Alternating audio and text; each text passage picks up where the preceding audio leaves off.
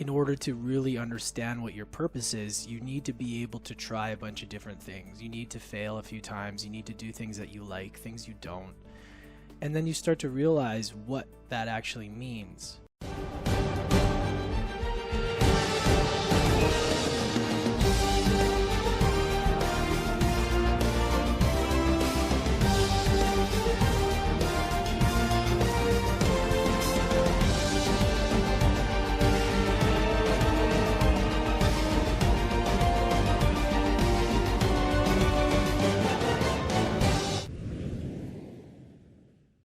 Hey, Lance, welcome to the show. I am so happy to have you here and excited about our conversation. Hey, great to be here, Stephynie. I'm excited as well. So in my entire massively long tenure of podcasting, I've only thrown out research one time, and that was with David Meltzer, and the conversation was just absolutely incredible. I spent so much time researching you and listening to all of the gifts that you give so many people. I was so incredibly impressed with not only your own personal journey through your sports career and through bartending and going all over the world, but also to a lot of the tragedies that you've endured in your life. And we're going to link some of those podcasts in the show notes. But I really wanted to go a different route, and I wanted to just talk about you as the person and your mission and your purpose. Yesterday, I heard somebody talking with you about their, quote, calling. And you said, maybe you don't have to call it a calling. Maybe it's a mission or a purpose. What is your mission and what is your purpose? Well, first of all, thank you. I appreciate that. And yeah, I mean, it's evolved over time. And I think that sometimes when we put these words to things, we give meaning to them, and they can evolve, they can change. And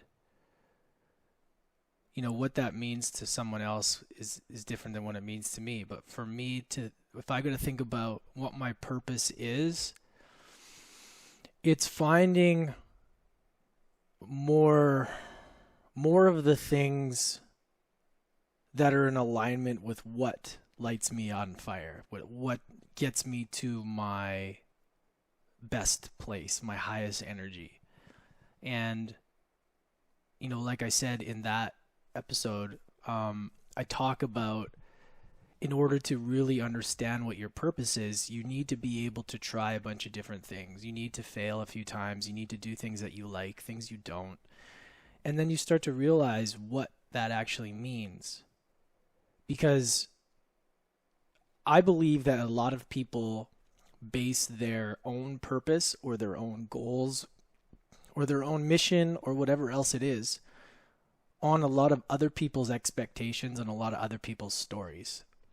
And they forget to listen to themselves, which is your heart, which is your intuition, which is your soul, the real you, versus ego, fear, judgment, all of those things. And I think they can really get intertwined and make it confusing as to figuring out, like, what do I actually want? Like, what feels true to me versus me just living out someone else's story or expectation. So for me, it's been a journey of unraveling, through hockey and who was I after sports, into the bar industry, and then into the podcasting world. We've been doing this for over 3 years now, and then into the entrepreneurial world.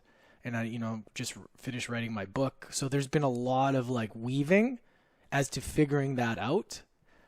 And I've just realized that, to go back to the answer of your question, I want to get in alignment with those things that help serve my highest self, which in turn can serve the world. So I want to focus as much energy and time on the things that I know is my area of genius, which is what lights me up. And when that happens, then I'm able to give that to the world, and I'm able to help others, because I believe one of my gifts is just being relatable to people. I don't have a big education. I don't have a big, huge, crazy vocabulary. I speak, I think I can connect with people very well. And I've got feedback about that. So I believe it's being able to connect with somebody, being able to help them see their gifts, and most importantly, inspire them to actually take action in their life, to do something different. And that can be challenging. But as I've started to do more work on myself, that's kind of how I've kind of figured out and solidified what my purpose is. It's a great question, because I think it's a good thing for everybody to go over within themselves and really get clear on that, because what you might have thought before was your purpose has maybe evolved, and that's great. You've met a lot of people, you've traveled around, there's all these different things that occur. So it's okay to kind of craft a new lane and figure out a new path. So that's where I'm at. And that's going to continue to evolve at the highest level. So one of the things that I love that you said, which was going to be my next question, and now I can just plainly agree with you, is a lot of times clients come to me and they're like, hey, this is what I was doing and I was so great at it. And I stop them right there and I say, just because you're great at something, it doesn't mean that it's your life's work or your purpose or your passion. It can be, and then we're all in alignment. Then that's fabulous, okay? But please expect, as you evolve, as you gain more knowledge, as you get more comfortable in who you're becoming, that your alignment is going to change and your purpose and your passion is going to change. And Lance, I'm telling you, dumbfounded. No, I went to school for this. And I always say, and also, you can this, and you can, whatever these things are. People are so siloed in their thinking. And again, one of the things that I so loved about you was how far you can go with just such a small amount of information and keep unpacking and keep clarifying and unpacking and clarifying. It's such a brilliant gift. And so I'm glad that you have said so many times in your purpose will change, your passion will change as you become more evolved. I appreciate it. Yeah, no, completely agree. I think you that's the thing is people, like getting attached to things it can really limit people, right? The story of who am like absolutely who am getting I? attached to the outcome of things. The title of who I am, boxing yourself into one way. Why? Like, where do these rules come from? Like, why is it like that? And I think it's important to have these kind of conversations around it, because people are just looking for permission to be themselves and to do things they already know. They already have the answers. It's people are just looking for permission slips all over the place. It's like, oh, I knew that. Well, why don't I do that? Okay, perfect. That's all that needs to happen. It's just a switch sometimes, right? In relatability to somebody. So talk to me about adversity. Talk to me about mastering adversity. There's so many groups and there's so many forums and there's so many of these things out now. First of all, talk to me about what adversity means to you, and then tell me a little about your journey, about how you've mastered some of the adversity in your life. One thing that I want to preface is that I haven't mastered it, right? Nobody ever masters it. And the reason I called it mastering adversity is because we're always mastering it as we level up. Because the greater we get, the greater the challenges happen. If we're consistently leveling up, there's going to be situations, right, that are going to challenge us. And I believe if you're pushing yourself to be better, then the things that used to bother you aren't going to bother you anymore. It's just awareness. And as you start to level up, there's going to be bigger issues. Say you're building a team, you got a lot more responsibility. And the more you get, the bigger you get, the more responsibility. So it brings its set of challenges. So for me, it's like, I really want to unpack like the perspective of how, first of all, I see adversity and the challenges. So my goal has been to really help people shift their perspective on adversity, struggle, challenges, whatever word you want to call it, that's right in front of them. And what I have learned is that when we can change the perspective of how we look at something, then we're able to move through it. So for me, I've been able to go I feel blessed. I've been able to go through a lot of different shit over the years that's been able to really help me see things from different perspectives. So I've had to go through, loss. I've had to go through addiction. I've had to go through identity deaths of different careers. I've been able to travel the world and live, and I've been able to just understand from interviewing hundreds of people who have been, so dominant in their industry and been able to achieve so much greatness that they're not anything different. Like nobody's any better or more special. It's just a matter of they've learned a few lessons that have shaped how they look at life.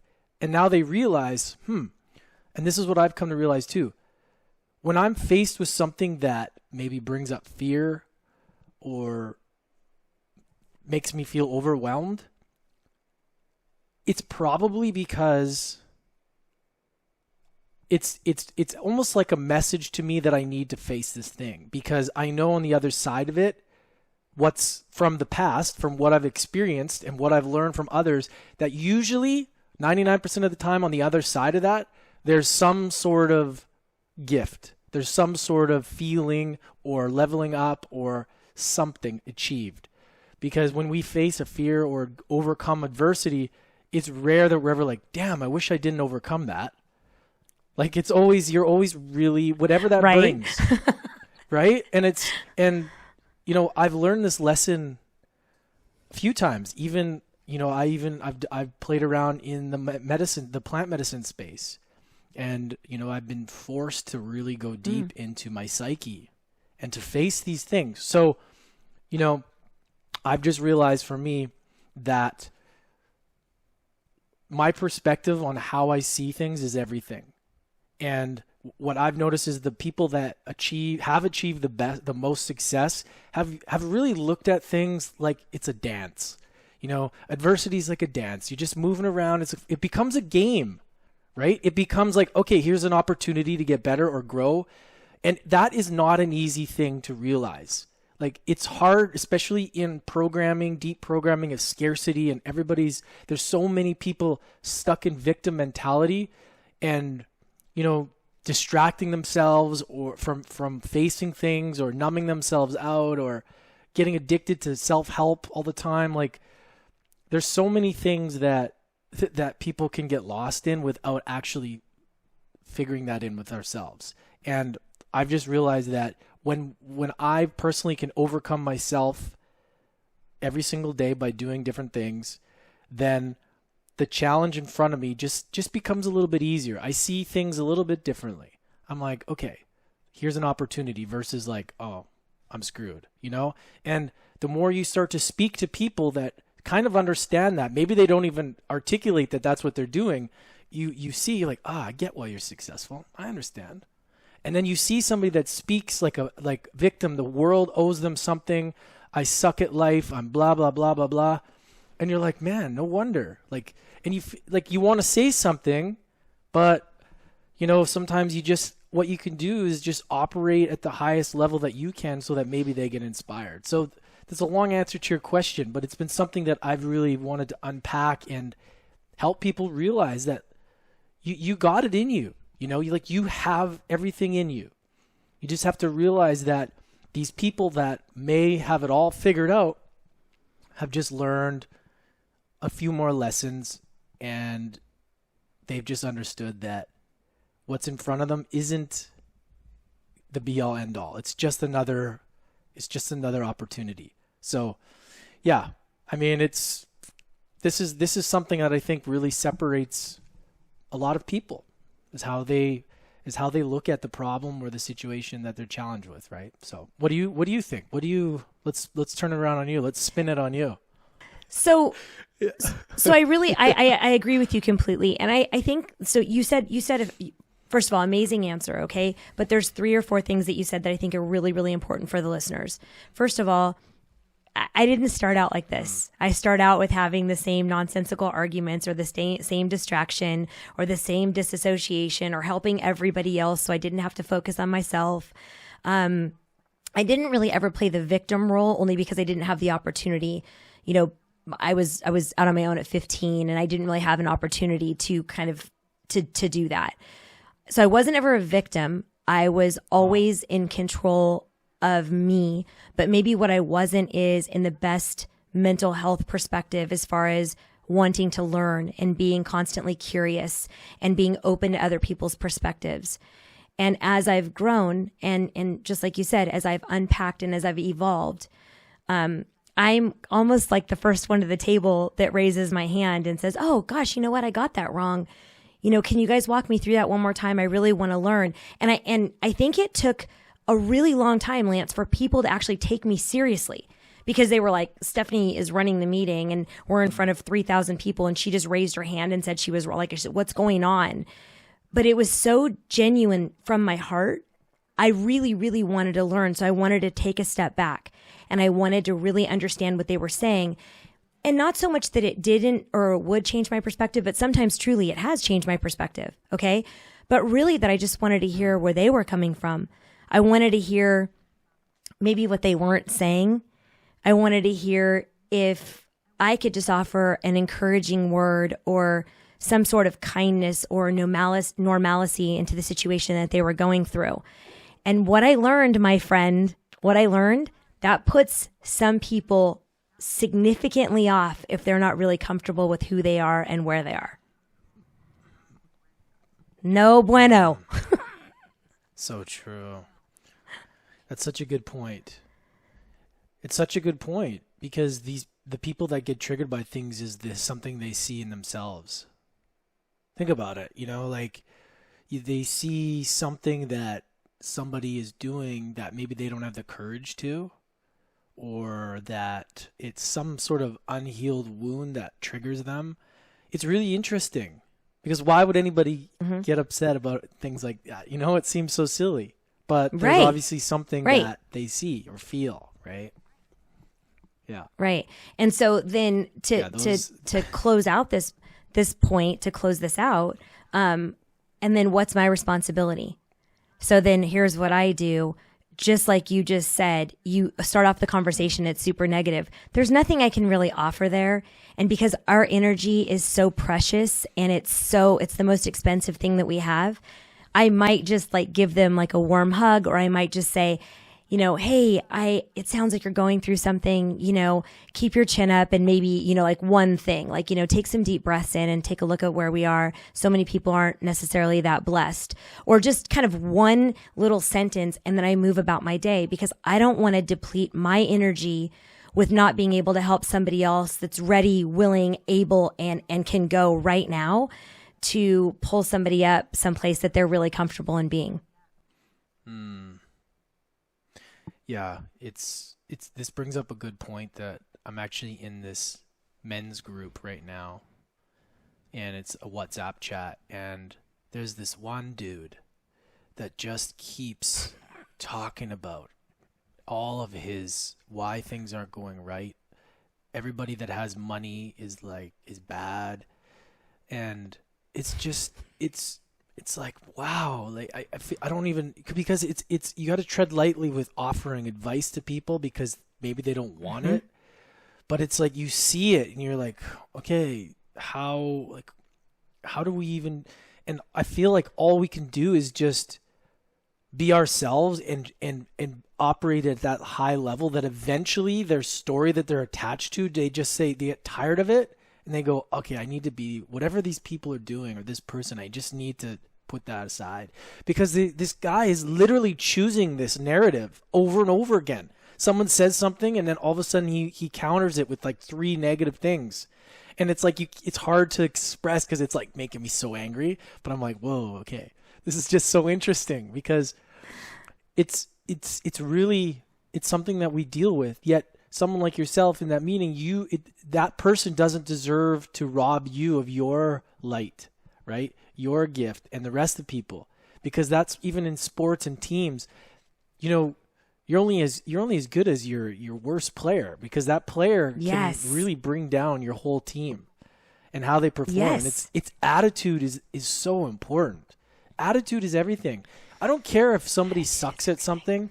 If they come and if they come to work or to sports or anything and they got heart and they got like attitude that's like wanting to get better, I got time for you all day. Honestly, I got all day for you if you have a good attitude. But if you think if you're not willing to grow and you're all the excuses, it's just like you're choosing that. You really are. And that's a hard thing to get out of, but people have to hit a point before they realize the story's over. Time to create a new story here, right? And that I think I think, Lance, that's so incredibly important. Like you said, I've canceled what you would call a huge meeting. For what? For monetary purposes, is it a huge meeting? Yeah, okay, fine. But to help a kid that shows up with the absolute best attitude, with the best heart, with the attitude of I'm willing to go right now, tell me what to do, tell me what I need to do, I'll cancel the monetary meetings all day long. Like, I have a chance to like impact. I have a chance to inspire. I have a chance to get behind. Maybe this is somebody's last resort. Maybe I was the last phone call. I take that stuff very seriously. You're there for a reason. It's not a coincidence. Let me help. You show up with a bad attitude and you have an hour-long meeting scheduled, I will say goodbye in 5 minutes. Zero issues. I'm like, oh, it sounds like you're not ready to work today. No problem whatsoever. I hope your day improves, and I'll get up and I'll walk out the door. Yeah, it's important. It's so important. So if you want me to help you with deleting the WhatsApp guy, I'm happy to do that for you. Well, the thing is, it's just that I have to go back to myself and ask why it bothers me, because and it just, how can I, because that's the reality of a lot of people in this world right now.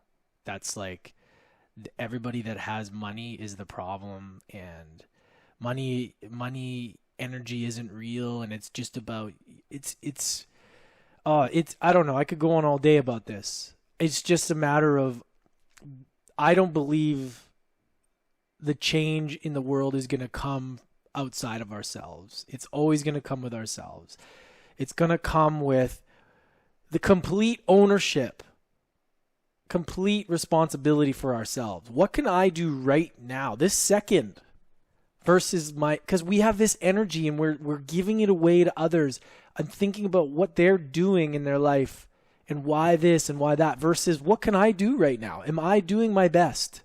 Like, without beating ourselves up and making it a shameful thing, actually, what can I do right now to work on the solution, right? But nobody does that. Most people right now are just, it's everyone else's fault, no accountability, poor me, and it's not going to make any change. And then all that does is just fire up everybody else around them. And it's an easy way out. It's not the way.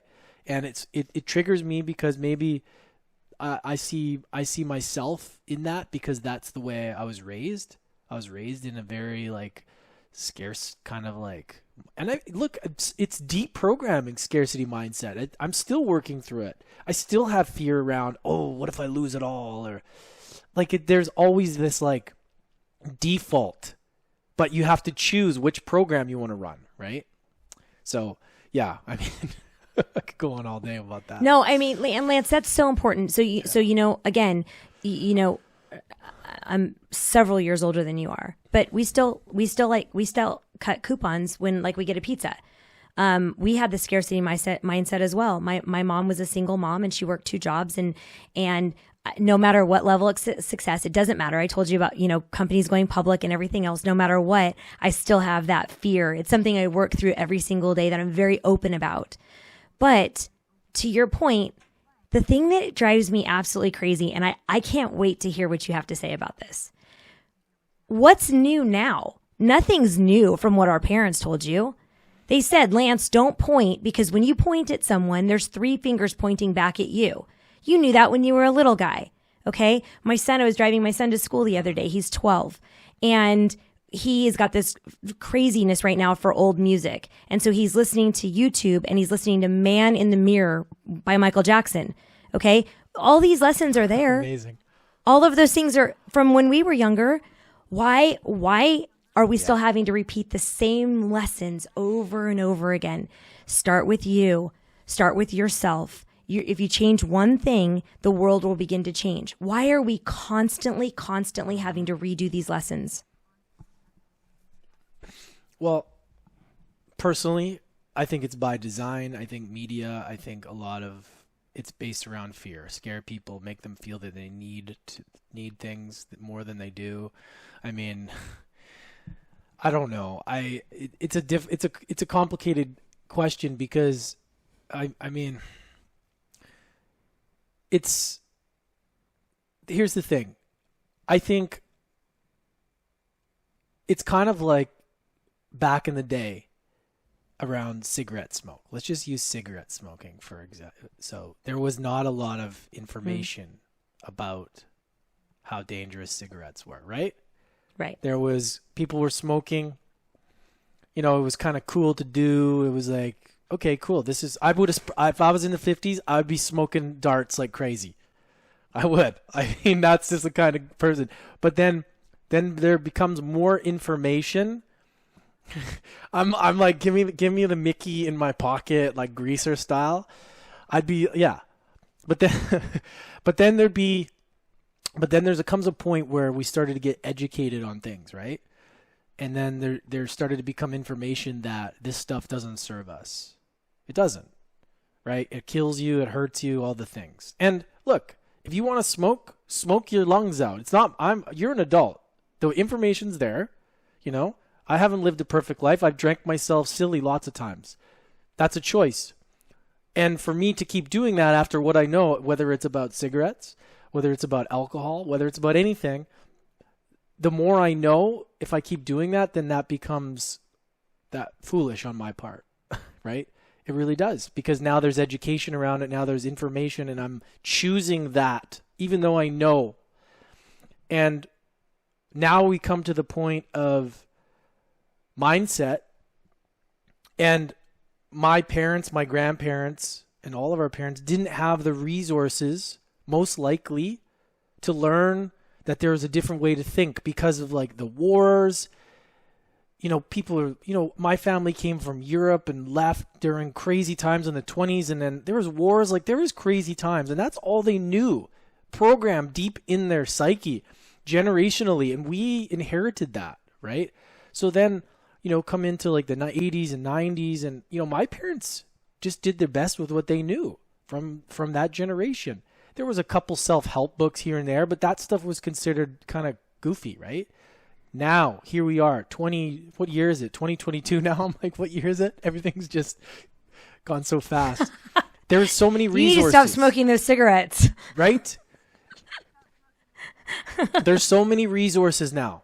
But honestly, that deep level of scarcity and can suck the life out of you, just like cigarettes, just like alcohol. I know it because my dad died of cancer because we lost like 7 people within 6 years, and my younger brother a year before he died.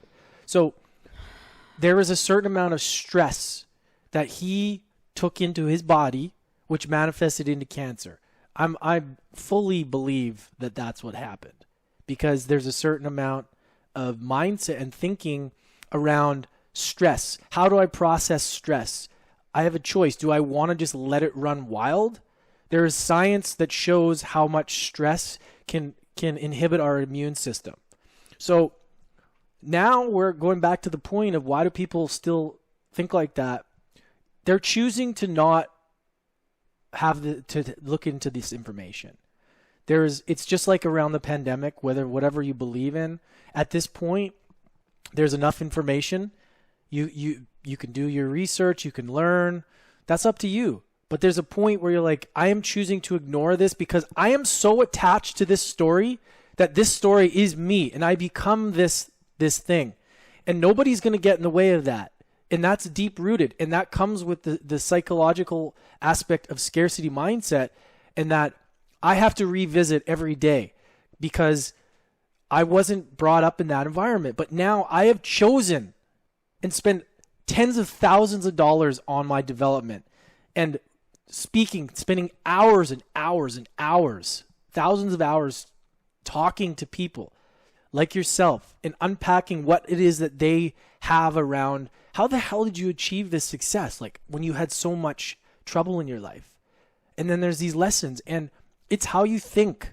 So now we have resources, and if you're choosing to not explore that, if you've heard about how to think, with an abundant mindset, or how to come from, a different place, a different mindset, and you're not doing it, it's a choice. If you're stuck somewhere where you don't have any technology and you have no computer, no books, fine, you're off the hook. But now there's podcasts, there's YouTube, there's everything. And if you say, I want to learn about this, I want to learn how to change my mindset. It's not easy. I'm not saying I'm not talking woo woo here or whatever, but it's a process, and it'll take time because you have to work through a lot of the bullshit, and through even meditation or journaling, or if you have to go the deep psychedelic route, whatever it is, you have to heal the stories within yourself, and you have to look at life through a fresh, clean slate. So, and that's a choice. I get into this with my mom too. I'm like, you can't continue to speak this way about yourself and expect your life to change. You have to commit to learning and growing. And it's just it's a tough pill that a lot of people don't want to swallow. So you can tell I'm very passionate about this. So. I love it. It's so good. Yeah. So Lance, here's the thing. So I want to get a little bit more personal, because I feel very, very closely again talking about your brother and your dad and their stress. Is this why you chose the lifestyle that you did, where there's not going to be a ton around attachment and things, and it's more going to be a free kind of flow process of information and learning and guiding others? Is that one of the reasons why you chose to live like this? Yeah, it's always been, I talk about my intuition a lot, because it's always been something that has guided me, and I think it's one of the most undervalued and underutilized concepts that people just shrug off. But we all have access to that the innate wisdom, that inner knowing. And we discredit it because people say stupid things like it's woo-woo or something. And it's the dumbest word, that woo-woo word. I just say it because it's just so stupid. I don't even know why I even say it. But like, I love woo-woo. I love the whole I'm going to do your clip, and your clip's going to say woo-woo, woo-woo. I love the mystical. I love the mystical aspects of things, but with science. That's why I love Joe Dispenza.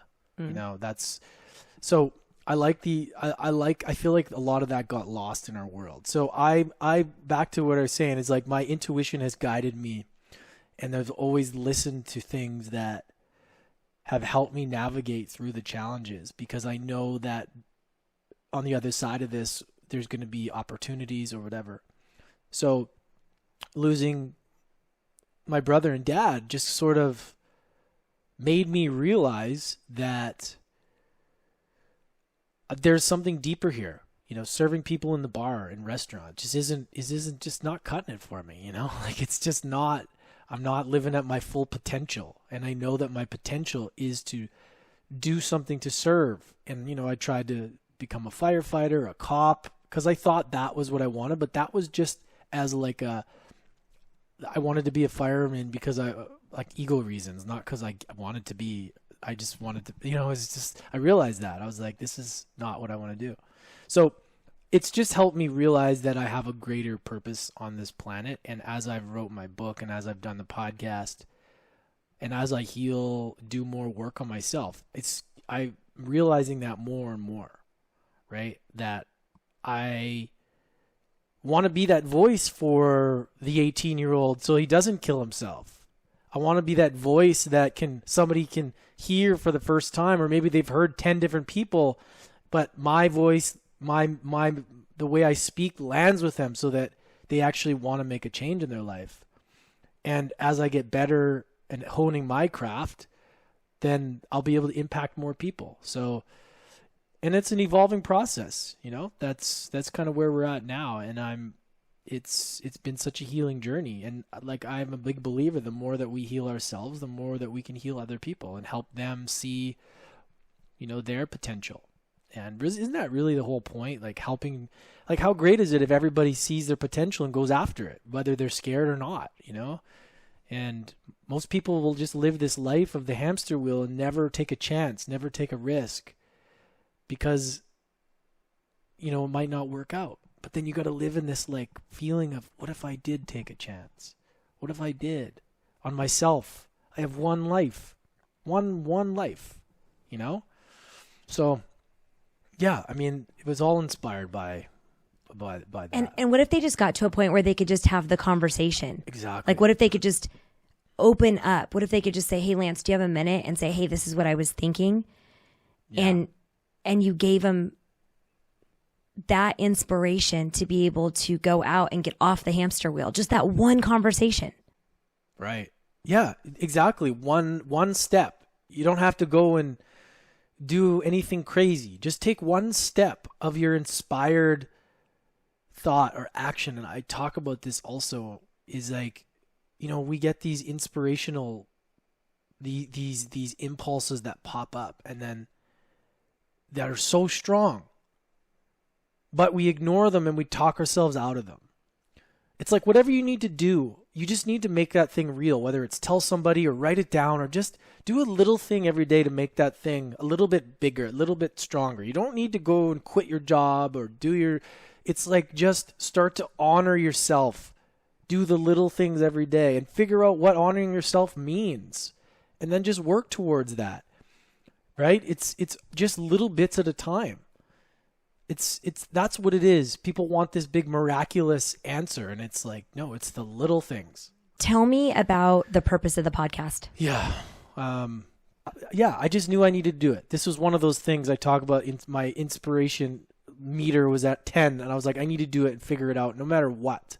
I'm not going to let anybody stop me. So I hired somebody to help me, and that was the best decision I ever made. So the purpose of my podcast is to give people,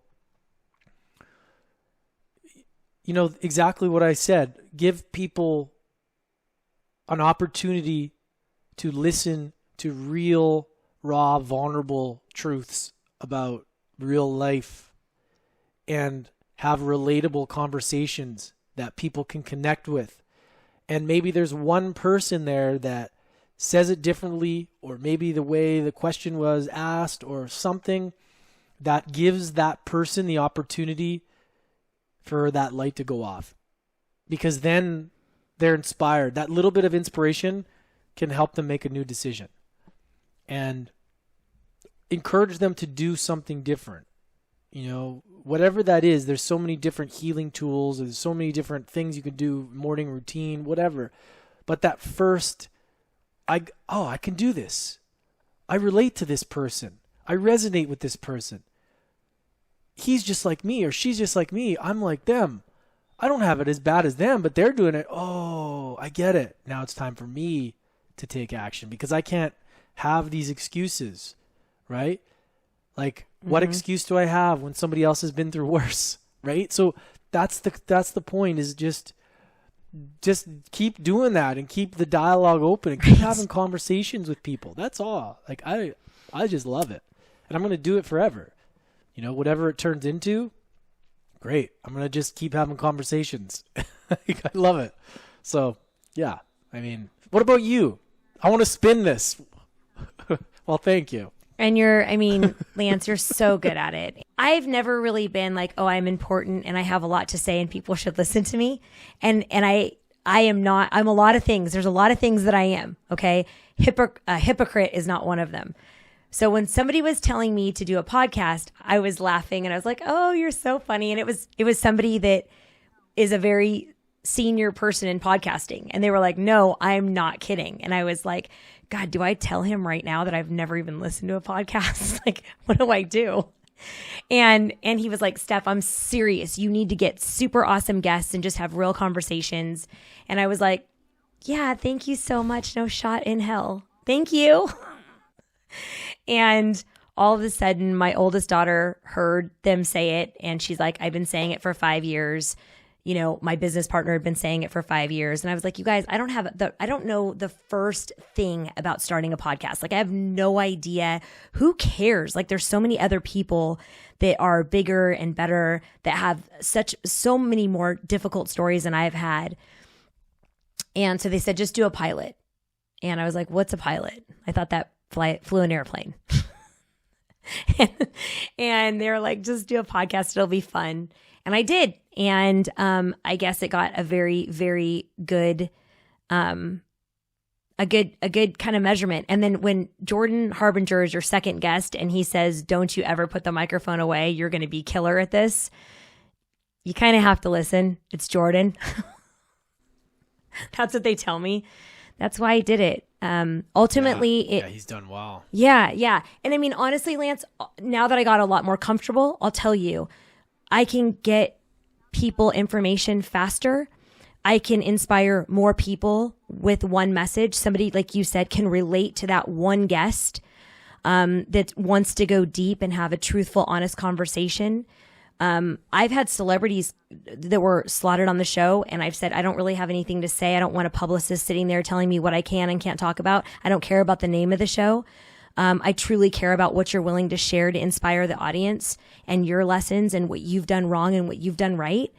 And that's kind of how it evolved. And then I started getting better. Yeah, I started getting better and better guests. And I started being more comfortable about not caring what anybody says and just having like a truthful conversation. And then that's when things really kind of got us to, I think we're at 1% globally. So it worked out okay, especially in such a short time. A long, long way to go and to catch you. I'm trying to catch you, Lance. Oh, I mean, that's amazing. So just run with that. Just keep going. Podcasting is such a powerful tool for marketing your personal brand. Like, it's such a great vehicle. My entire brand was created from this. And even my company, that we produce podcasts for founders and visionary leaders. Like, that's because I seen what it's done for me, and everything that I have, from book deals to everything, has come from that. So that's why part of my mission too is to help people do the same, like what you're doing. It's like, you have all this knowledge, you have all this experience, and you're willing to have conversations around and learn, and the ability to learn and show that to your audience becomes, people want to trust you more. And then the more you're seen with these people, the more you become an authority too, because you are them. You're having these conversations, you're learning. People underestimate how powerful a tool is of podcasting, right? And it's and not only what it can do for your opportunities, but what it can do for your confidence, your speaking. Having to when you have somebody that you admire and you're like, oh shit, there's been times where I'm like, please cancel, because I'm so nervous. That's me. Yes. Right? But it's like, you get over that. Like, I remember when I talked to Grant Cardone, I was like, oh shit, I don't know how I'm going to do this. And then boom, he came on and I was like, Grant, Uncle G, what's up? Like, it was just like, I was like, I had to be at that level. Otherwise, you have to step up to that. And it's such a great lesson. Yeah. Is that you do that so many times over and over, and then you're like, wait a minute, I got this. And then I do belong here, right? I do. Like, it's because it's a mindset thing too, right? And that's awesome that you're doing this and you're having such success. So you have a great voice, great energy, great look, the show and everything. So it's awesome. Keep going. What's the most angry that you've ever been, and what did you do? I've gotten angry a lot. Let me be honest with you than that. This has been something that I've been working through my entire life. My anger in hockey and life has always been my downfall. So for me, I've lost my shit many times and working on becoming more zen, but I lose it. Sorry if I can't swear, but it's just, I just sometimes drop the bombs. I don't know. That's a tough one. I've lost it a lot of times, if I'm being completely honest. I don't really have like a one time that takes the cake. What does it look like? Like, what does it look like? Is it yelling and screaming? Is it silence? Is it flipping tables over?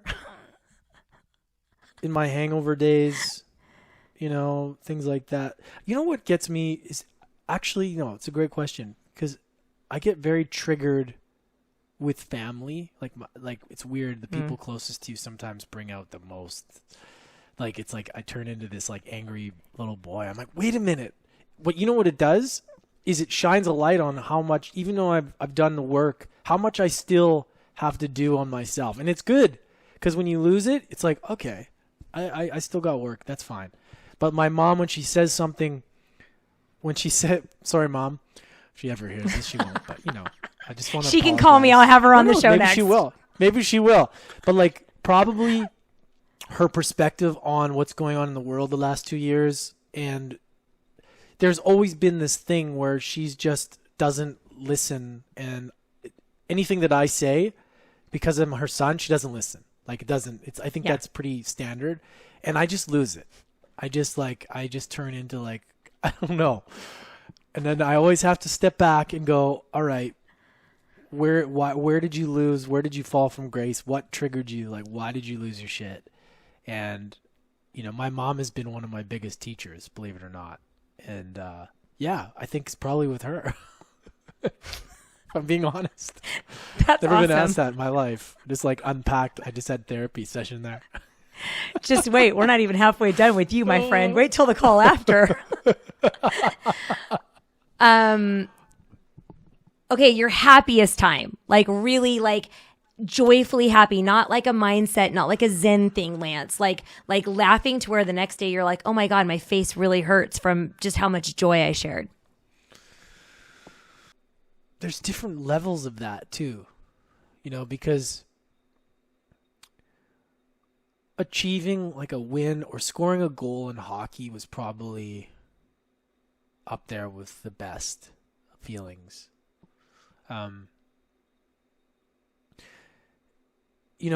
Or something a little bit more present time. It's like landing a guest or something during this podcast that I really admired, like a hockey hero or somebody, and I just knew that I just had the best interview. I was like so prepared, and I was like, I'm just gonna fucking dominate this thing. I'm gonna own this thing, and it just went so well that I was just like, wow, I did it. Those little micro accomplishments brought me a lot of joy along the way. So they're different. It's like the win in hockey brought me something, and the achievement in that, and ranking up, and stuff that when I put my heart and soul into it and I get a little bit of like recognition for it is nice. Not that I really need it, but it is nice when you put hard work into stuff. And or when somebody I'm unpacking this because I don't have one answer for you. I'm just kind of I love it. No, keep going. You're doing great. And I would say probably, like I don't see my family very much. Sometimes I really don't. I haven't seen my family in 3 years. So, getting together with them, it like gives me this sense of like this feeling of like there's something about when your whole family's together. It's like, it gives me this level of joy that it's like. That I had this void for so long in that area for so many years that when I get to have that like childlike feeling of having people I care about around me, it's pretty magical. And I would say probably another one would be like when somebody messages me and like, look, like that episode with so-and-so, it really changed my life, or that video you made, it like really impacted me. And that's really now what lights me up. If I make an impact in someone's life, I'm like, that's it. I could die tomorrow, and that I'm happy, because that's really for me. I want to do that on a scale of being able to get that all the time. Selfishly, that lights me up, as I love impacting people, because that gives me joy. So there's a lot of different things. And look, Christmas time as a kid was my probably my favorite. Now that I'm thinking about it, Christmas time as a kid was amazing. That's right? Great. You're supposed to say, Steph, whenever you called and asked me to be on the show, that was like the best day of my life. Is that right? Of course. Well, of course. I celebrated all day long. Every day. You're like every single day. Tell me about your positivity retreat or your positivity meetings that you have. I read a little bit about how you really want to change people's mindsets from a scarcity or negativity factor into positivity. And I saw a couple things on it, but I really wanted to hear it from you because I only have about 36,000 people I could send you for the next 24 years. Well, it's not as much, not as much positivity. It's more around like feeling empowered, just ownership, like just feeling like an empowered human to want and inspired. And I think leading a positive life and having like a North Star of like intentional goals and that kind of thing is great, but understanding that we're going to have off days. And I think I really want people to understand the importance of self-love and what that means, like around like having compassion for ourselves and not beating ourselves up. This has been something that my entire life still am going through, is like I beat myself up a lot. Like I'm really hard on myself, and I don't believe it's useful. I've gotten so much better at it, so much better. But that's something that I want to help people understand too. It's like, it's all right. It's all right where you're at. Like, don't beat yourself up. If you mess up, tomorrow's a new day. Don't carry that in. And you want to obviously have a positive mindset, but there's also going to be days that you need to honor the days where you're feeling a little down, and then just sit with it and be like, all right, like feel through it. And, that's where I say, get out the journal. This is why I say, get into meditation and feel through it in your body, because you can't just escape things all the time. You distract or fix yourself. You got to sit through it. And, that's a main thing. And I think through that, you're going to generate more of a positive outlook on life. But the goal is to be as positive as possible without creating shame around yourself when you don't feel as positive, and figuring out, all right, I'm in this energy level or vibration. How do I get back to that level? Like, what brings me to that positivity level? And usually it's just an energy shift. It's physiology. It's changing your energy. It's working out, going in the sauna, drinking water, doing breath work, whatever it is that works for you. Eat something good, drink some water. There's a lot of things that can bring our energy levels up. And it's not always the end of the world when we're not feeling positive. Like, there's little tweaks that we can do. But mostly, I wanted to really stress to all your listeners, don't create shame around yourself. Shame and guilt, it's worse than the thing itself, like that you're doing or that you missed. That feeling that you create, it perpetuates into your life and in the relationships and everywhere. It's like the plague. So that's what I would love people to understand, is the importance of that self-love and grace. Because when you show that for yourself, you show that for others. What would you tell the audience? What would you tell the listeners? What's the one thing that they can start with right now to begin to not feel that shame on a cellular level, to not get in that depth of negativity? What's one thing that they can start with? I would say, first of all, take inventory. Get yourself a pen, get yourself a journal, actually write it. Don't be on your phone or computer. Like, write it down, get a journal, old school style, and just connect with it and just ask yourself, like, why do I feel this way? Like, just what brings me joy? What brings me out of it? What are the things that I do that usually make me judge myself or bring shame? You just have to ask yourself, and it may sound silly, but these are the things. Sometimes the silly things, the self-reflection, it creates so much clarity. And journaling for me, I was very resistant in the beginning. I thought it was goofy. My mom used to talk about journals and this and that. And then I started doing gratitude journaling, and it completely changed my life, like completely. And then I started getting into more journaling and deeper, like around trauma and expressive writing. But to keep it super simple for people, like just ask yourself, like, first of all, I always say too, is this true to me? Like, is this story true to me, or is this someone else's story? And what that means is this feeling that I'm feeling actually mine, or am I just, did somebody say something to me that triggered me? You know, where did I fall off? Like, what knocks me off that feeling of feeling positive or feeling good? And I think the more awareness we create around those things that cause that, the better we're going to get at identifying them and eliminating them. So, yeah, I mean, journaling and having journal prompts around just taking inventory, really looking at what you're putting into your body, what you're consuming. You know, I would ask somebody, what do you watch in the evenings? Like, what kind of programs do you watch? Oh, I watch serial killer movies. I watch this. I watch The End of the World. Okay, and then what do you do when you get up? Well, the first thing I do is look on my phone. And then I look on Instagram.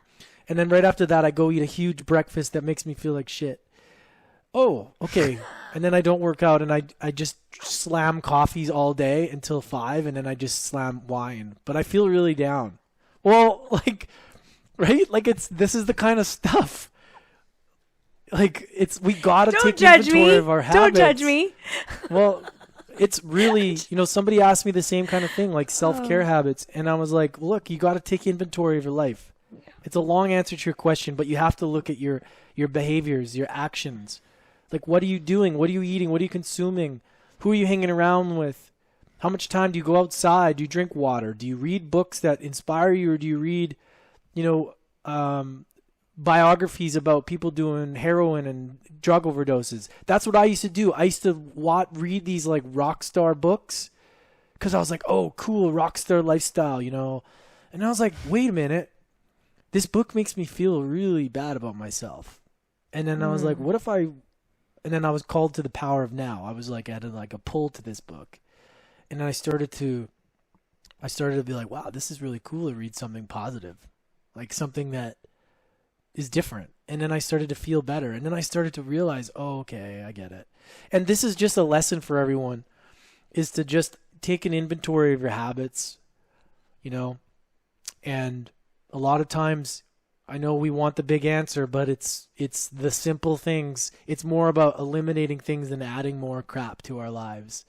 It's kind of like decompressing. It's kind of like, you know, decluttering and giving ourselves space to really sit with things.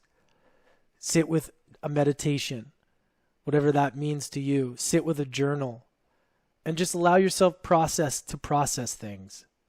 And when you slow down like that, you're going to connect to your higher self, to your intuition a lot better, because because right now a lot of people's minds, it's all one, and they're distracted. They don't know what is coming from their intuition. They don't know what is, like, you know, someone else influencing them. So what happens is when you slow down and do things like that, like journaling, meditation, it like separates the noise and allows you to connect more to like your own story, your own heart. And the more we can be aware of our habits around us that separate us, or that make that more of a cluster, you know, then we're able to like separate it. So anyways, long answer to your question, but I tend to just go on about these things, but that's what I got. No, it's so good. That's I mean, I think that's so good. I think you said so many helpful things, you know, especially people want to add more and keep adding more instead of really kind of getting things out of the way and leading a more clear and more focused life. And it's so hard, like you said, with everything going on right now. There's so much information, there's so much noise, there's so much chaos. It becomes just this giant blob. And then people are like, oh, I feel bad. Shocking. Like, really? Right? Exactly. And it's like, just take an inventory of what you're doing. Right. It's simple. It's hard because we're addicted to these things. We're addicted to the dopamine hits of the phone. The phone is the biggest one. It's like the most addicting thing by design. But yeah, it can be used as a tool or a weapon against us, right? It's just like anything, just like a rock can be used as a tool or a weapon, right? Anything can be. So it's how we use it. Lance, what's your biggest obstacle that you've overcome or been able to turn into an opportunity or a blessing? overcoming myself and the old stories that I want to tell myself about why I can't do something. Throughout my life, I had a lot of opportunities to do great things, and I always got to this level where I compared myself to others, right where I was about to like get to the next level, and I just doubted myself. I didn't believe in myself because I thought there's somebody that's better, somebody has a better advantage, I'm this, I'm that, and I talked myself out of it, or I sabotaged my way in some way. And what I've learned is that's all BS. So I've learned that the deeper level of belief that one can have, the deeper that, the farther you can go with whatever you want to do. Nobody has anything else other than the deepest level of belief in themselves. That's how they achieve success, and I've learned that. And I believe that's the number one thing for me that I've been able to understand is the level of belief, and that has been a massive, massive journey to learn. Because believing in yourself it's a lot more challenging than saying believe in yourself. There's a lot of stories that get in the way. So it's kind of, unpacking all those, healing those, and realizing that, we're all capable of achieving greatness without sounding too cliche, but it's true. And the level of belief has to be there because nobody else will believe in you if you don't. Right? I couldn't agree more. And I think that that's the biggest thing. I think once you have self-belief and once you focus on you and who you're becoming, I don't ever say become or arrived, but who you're becoming. I think once you focus on those things, you really start to unpack who you are and what your purpose and passion is. Because the way I've looked at it, it all comes down to habits. Your habits create the confidence. The more confidence you have, creates a deeper level of belief. So for anybody listening, look back at your week, look at your Friday, and if you had a really great week, like what did you do? Chances are you had some sort of routine, you had something that had led you to that thing. And for me, it's like my best weeks are the weeks where I did the things that I said I was going to do consistently, and then I got more confident. And then when I do those things, it like installs this confidence within myself that I trust myself because I do the things I said I was going to do. And then I get confident, and then my belief deepens. And then you do that over time, and you all of a sudden have this level of belief. It doesn't just fall out of the sky. It starts with like small habits, and it starts with that kind of, awareness. And once you create that confidence, your belief gets that much stronger. So hope that helps. Lance, you're such a joy, and I've learned so much, and this has been so fun. I can't wait to do it again in person. Where do people follow you? Where do they find you? How do they learn more? Yeah, go to my Instagram, lance.essihos. I got my book coming out at the end of May called Mastering Adversity. You guys can get on the waiting list for that on my website, lanceessihos.com. Or, go to lance.essihos on my Instagram. Also, obviously, University of Adversity podcast, which I'd love to have you on as well. It'd be great to dive into your story, spin it around and flip the tables and dive into it. So, I would love if you guys would subscribe and listen, and you can listen to it anywhere podcasts are or watch it on YouTube and watch all the funny faces I make. That's awesome. And Lance, we'll go ahead and link everything, including the pre-launch for your book. And I would be honored to be on your show as well. And I hope we can do this again in the near future. Sounds good. Thank you so much. This was awesome. Absolutely.